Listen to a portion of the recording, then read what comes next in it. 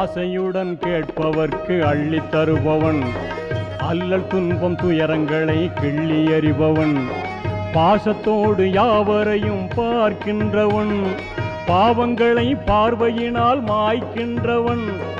அல்லல் படும் மாந்தர்களே அயராதீர்கள், அல்லாவின் பேரருளை நம்பி நில்லுங்கள். அவனிடத்தில் குறையனைத்தும் சொல்லி காட்டுங்கள், அன்பு நோக்கு தருகவென்று அழுது கேளுங்கள்.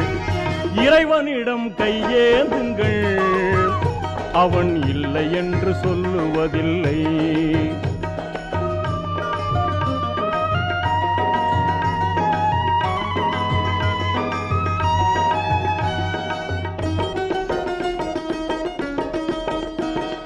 தேடும் நேயர் நெஞ்சங்களில் குடியிருப்பவன், தேடாத மனிதருக்கும் உணவளிப்பவன்.